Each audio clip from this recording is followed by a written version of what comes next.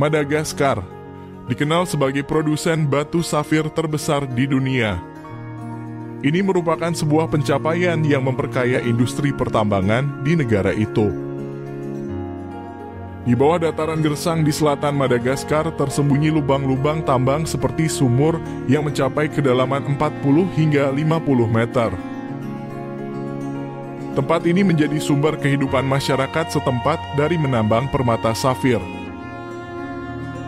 Tambang safir di Madagaskar ini telah menjadi salah satu yang terbesar di dunia. Tambang ini dibiayai oleh seorang pengusaha Swiss yang melihat peluang besar dalam eksploitasi Ilakaka, sebuah daerah yang dikenal sebagai markas para pekerja tambang safir. Sejarah menambang batu safir di Madagaskar dimulai pada tahun 1990 ketika batu safir Madagaskar pertama kali ditemukan. Sejak itu puluhan ribu orang telah bergabung dalam perburuan permata berwarna ini. Madagaskar telah naik menjadi salah satu produsen batu permata terkemuka di Afrika, dan batu safir Madagaskar yang diakui secara global karena kualitasnya yang sangat baik, ukuran yang besar, dan kejernihan yang luar biasa. Ilakaka yang terletak di dataran gersang di selatan Madagaskar menjadi pusat perdagangan dan penemuan batu safir setelah penemuan pertama.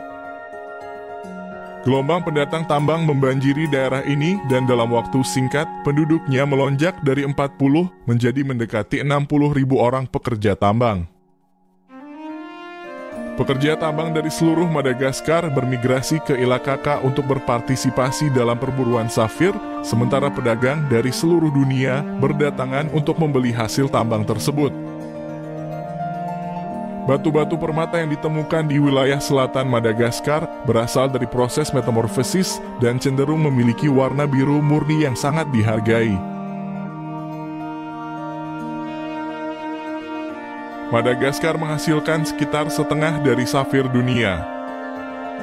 Namun sangat disayangkan sebagian besar dari penambangan safir melakukannya secara ilegal. Setiap hari mereka yang menambang dari berbagai wilayah berkumpul di Ilakaka dan desa Manombe di sebelah utara untuk menjual hasil penambangan mereka. Pedagang permata dari Sri Lanka, Thailand, dan Swiss memiliki pos pembelian hasil tambang safir pekerja Madagaskar di sini. Meskipun Madagaskar menghasilkan hampir setengah dari total produksi batu safir dunia dengan kualitas terbaik, 70% perdagangan safir Madagaskar dikuasai oleh warga Sri Lanka dan Swiss. Mereka menyelundupkan batu safir kembali ke negara mereka untuk dipotong dan kemudian diedarkan ke luar negeri. Bisnis ini memiliki nilai sangat fantastis setiap tahunnya, meskipun angka pasti sulit untuk diketahui karena kurangnya regulasi industri tersebut.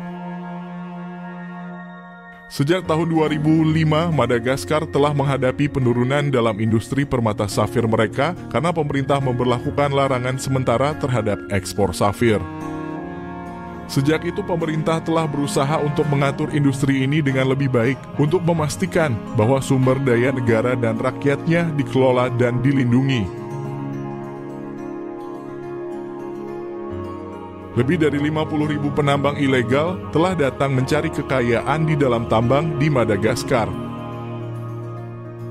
Serbuan penambang ke lokasi yang dilindungi ini telah menyebabkan kerusakan lingkungan yang parah dengan hutan-hutan yang terbakar dan lahan yang dihancurkan. Dampaknya sangat merusak dan langkah-langkah yang diperlukan untuk melindungi ekosistem ini semakin mendesak. Dampak lingkungan akibat pertambangan batu safir ini sangat serius.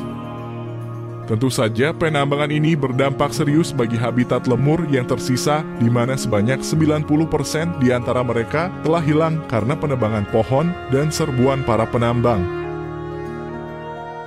Pengerusakan habitat lemur yang terancam menjadi salah satu dampak negatif dari eksploitasi pertambangan ini, di mana Madagaskar merupakan satu-satunya tempat di planet ini yang menjadi rumah bagi lemur liar yang berjumlah sekitar 113 spesies.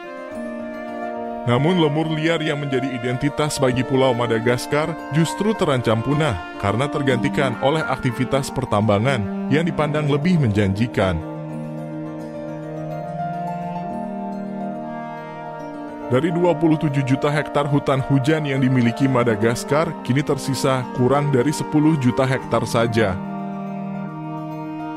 Tragisnya, meskipun safir Madagaskar menyumbang lebih dari setengah pasokan dunia, Madagaskar dan Ilakaka masih merupakan daerah yang sangat miskin.